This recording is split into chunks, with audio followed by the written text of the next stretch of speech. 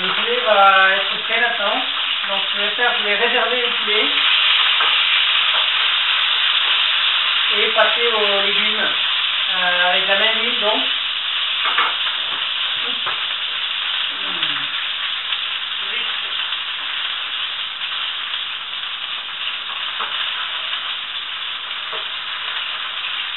Le but de toutes ces fritures préalables est d'avoir une huile qui soit bien imprégnée de plusieurs éléments. On va baisser le feu.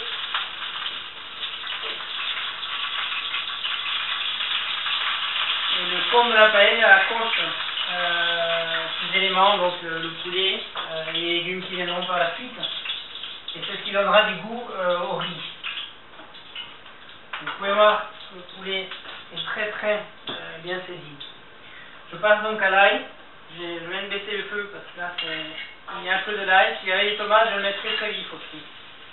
J'avais besoin que de cuire un petit peu, saisir l'ail et on va passer au riz tout simplement.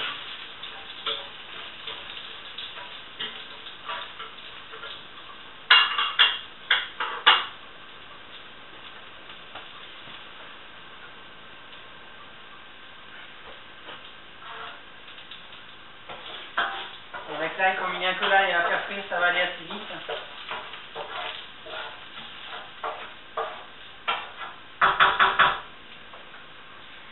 Je vais utiliser aussi des os confits.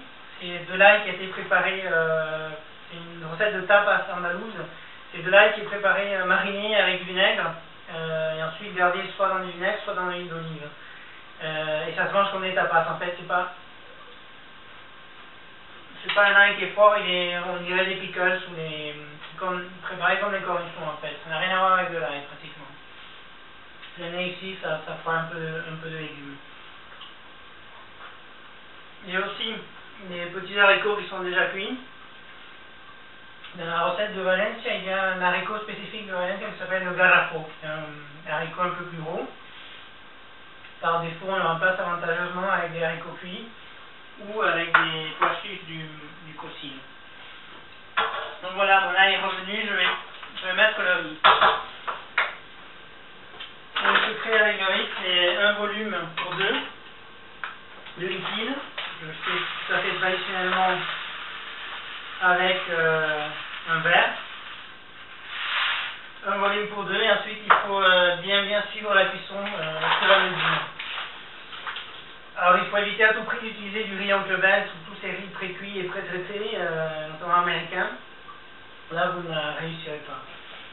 Ce riz-là, en fait, je crois qu'en France ça se vendit sous le nom de riz de la Camargue en fait. C'est du riz un peu brut. Mon cousin ami fait une croix et il ajuste l'eau à l'œil. En fait, il prend les repères, les boulons et il arrive à s'en sortir. Moi personnellement, je préfère mesurer, sinon ça ne va pas aller. Donc ici, il est important que le riz rissote un peu, qu'il s'imprègne d'huile et de tous les éléments de friture qui ont été mis au préalable. Donc, il faut bien imprégner de l'huile et le remuer, de façon à ce qu'il accroche les éléments qui ont été laissés par le poulet notamment. Donc, je vous rappelle qu'il vaut mieux mettre une friture de tomates aussi au préalable, donc des tomates fraîches. À la saison, au printemps, vous pouvez rajouter des cœurs d'artichaut. Les cœurs d'artichaut, eux, se rajouteront à la fin plutôt.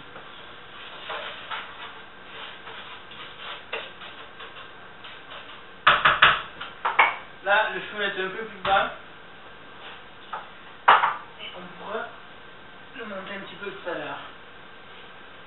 Et on laisse le riz s'imprégner de l'huile. C'est pour ça qu'il fallait pas mal d'huile d'olive. Au besoin, vous en rajoutez. Si par hasard la friture préalable vous a un petit peu brûlé l'huile, vous voyez que le fond est un petit peu noir, vous pouvez nettoyer ce fond, le jeter et remettre de l'huile propre.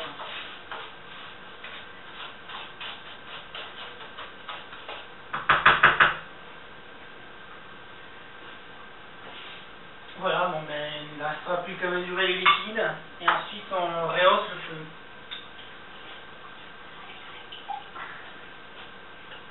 C'est très pratique, le bouillon de cocido, je l'avais déjà depuis quelques mois. J'avais fait un cocido à l'occasion.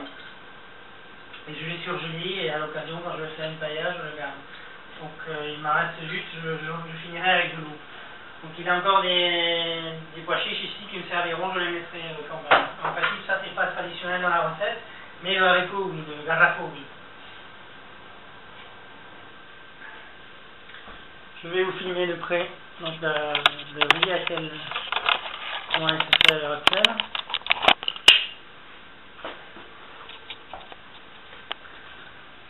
Donc là on attend que le riz soit bien imprégné, éventuellement légèrement rissolé. Le poulet donc était bien saisi. La recette traditionnelle prévoit d'utiliser plutôt du lapin. Mais en ville, à Madrid ou partout à Valencia, pour plus de facilité, on le fait avec du poulet. Au Corte Inglés, on vous vend des cuisses de poulet fermier coupées transversalement, donc des médaillons avec l'os. À mon avis, c'est le meilleur. Le bouillon ici, vous pouvez voir, il reste encore les pois chiches, voilà. Donc il s'est assez imprégné, c'est resté là à peu près 2-3 minutes. Le feu est maintenant plutôt bas. Une fois mis les liquides et les épices, enfin le colorant surtout, je vais rehausser le feu, vous verrez tout à l'heure. Mais là il s'est bien imprégné de tout ce qu'il y avait sur le fond. Et on va pouvoir désolé pour la qualité amateur de la vidéo, on fera mieux une autre fois.